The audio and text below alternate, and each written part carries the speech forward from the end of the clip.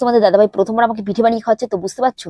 তো দেখো, তাও আবার দেখো, উঠোনের মাঝখানে দেখো গর্ত করে উনুন বানিয়ে, আর দেখো তিন দিকে তিনখানা ইট দিয়ে, তো একটা আলাদা রকম মজা। আর দিকে দেখো কথা বলতে বলতে পিঠে ভাজা হয়ে গেছে। আর আজকে হচ্ছে পৌষ সংক্রান্তি। পৌষ সংক্রান্তি অনেক শুভেচ্ছা রইলো তোমাদের। আর দেখো, বসেছি সেই 3টের সময়। আর পিঠে ভাজতে ভাজতে সেই রাত 10টা বেজে গেল। 10টারও বেশি তোমাদের দাদাভাই লাস্টের দিকে চলেই গেল। তো অনেকক্ষণ ধরে পিঠে ভাজছিল। তো তোমরা একদম স্কিপ না করে সম্পূর্ণ ভিডিও দেখতে থাকো। ফ্ল্যাশব্যাক।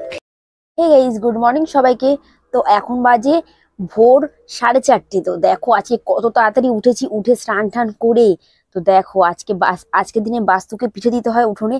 আর এরকম নিয়ম কার কার আছে কমেন্ট করে একটু জানিও তোমরা। আর দেখো আমরা ভোরবেলায় স্নান করে, তো দেখো পিঠে দেওয়া শুরু করে দিয়েছি। তো পিঠে দিয়ে ফুল দুব্ব দিয়ে পুজো দিতে হয়। তো দেখো আমার দেওয়া হয়ে গেছে, এখন ফুল দুব্বা দিয়ে দেবো।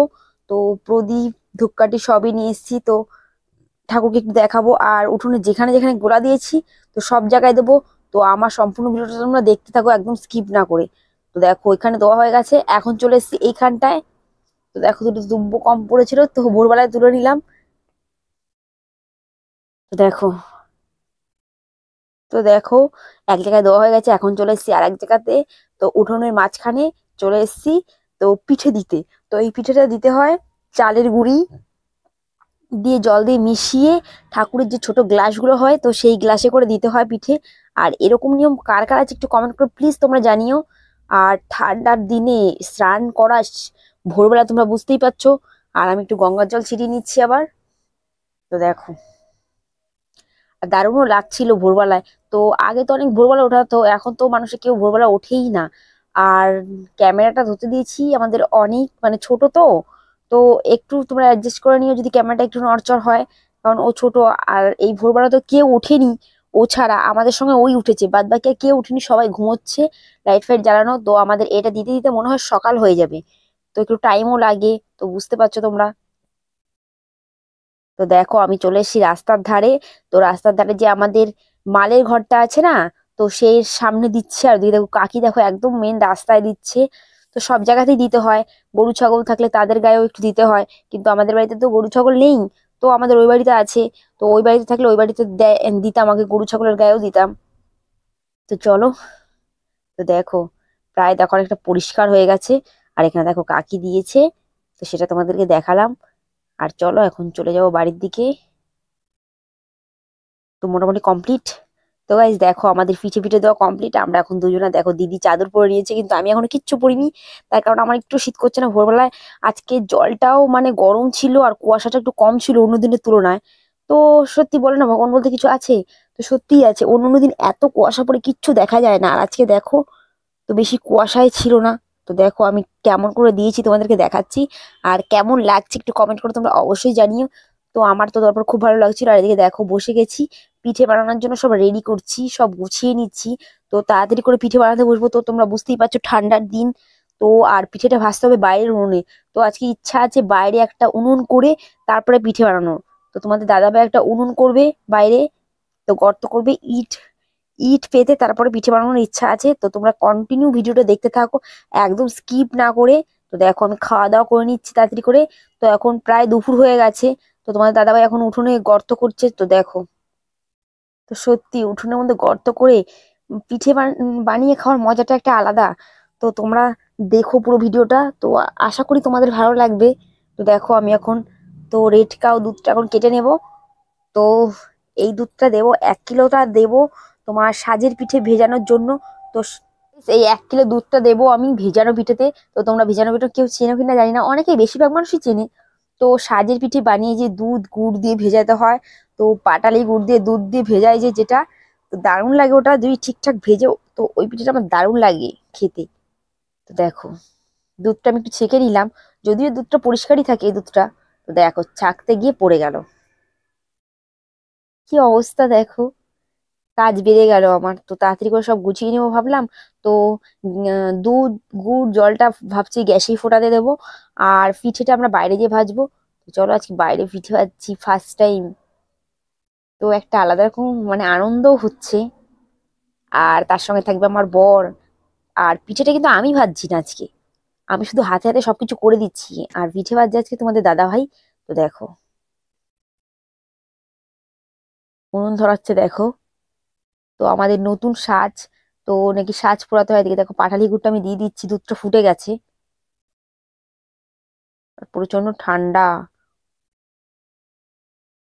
তো দেখো এখন হচ্ছে সাজ পোড়ানো।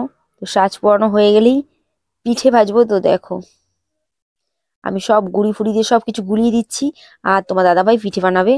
দেখো আমাদের সাজ পোড়ানো কমপ্লিট। তো এখন এটা গোলানো হয়ে গেলেই পিঠে বানানো শুরু করে দেবে তোমার দাদাভাই। তো গাইস দেখো তোমাদের দাদাভাই পিঠে বানানো শুরু করে দিয়েছে। আর আমার মতো এরকম ভাগ্য কার আছে একটু কমেন্ট করে জানিও, যে তাদের বররা মানে পিঠে বানিয়ে তোমাদেরকে খাইয়েছে, যে তোমাদের বররা। তো যদি খাওয়ায় তাহলে আমায় কমেন্ট করে অবশ্যই জানিও। তো আবার দেখো কত কষ্ট করে কাঠের জালের পিঠে বানিয়ে খাওয়াচ্ছে, গ্যাসে তো বানিয়ে অনেকেই খাওয়াতে পারে। তো দেখো এদিকে দেখো 1 কিলো পিঠে নেমেও গেছে, ওই যে দেখা যাচ্ছে। তো অনেকে খেয়েও নিয়েছে। তো ওই সাজের পিঠেটা খুব ভালো খায় তোমাদের দাদা ভাই। আর আমি ভালো খাই ভেজানোটা। তো আমি এটা খাই না, এই শুকনোটা খেতে চাই না, কিন্তু ভেজানোটা খুব ভালো খাই। তো চলো আর একবার দেখাই। তো দেখো কি সুন্দর পিঠে ভেজেছে। তো তোমাদের তোমাদের বড়রা কি এমন সুন্দর পিঠে বানিয়ে খাওয়ায় তোমাদের?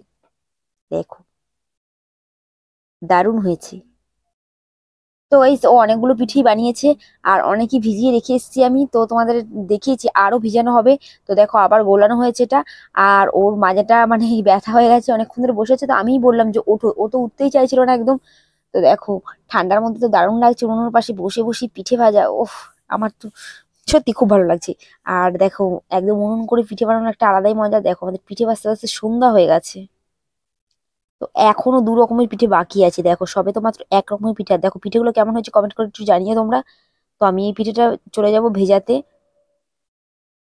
তো ভেজানো হয়ে গেছে, আবার চলে এসেছি। দেখো আমাদের সাজের পিঠে বানানো হয়ে গেছে। আর এখানে হচ্ছে মালপোয়া। তো দেখো মালপোয়াটা আমি স্পেশালিস্ট, মানে আমি মালপোয়াটা আমি খুব ভালো করি। আর দেখো এদিকে মালপোয়াটা কি সুন্দর ফুলেছে, দেখো কেমন ফুলেছে তোমরা একটু কমেন্ট করে অবশ্যই জানিও। তো পাটিসাপটাটা অনেকদিন আগে বানিয়েছিলাম, সেরকম ভাবে বানায়নি।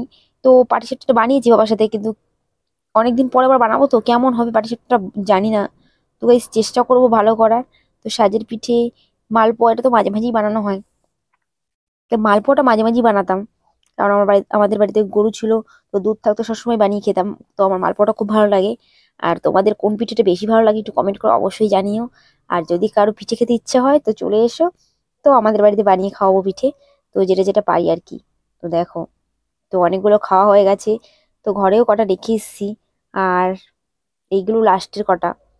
তো এখন দেখো পাটিসাপটার জন্য গোলানো হয়েছে গুড়ি দিয়ে, শুধু দুধ দিয়ে গুলিয়েছি আমরা।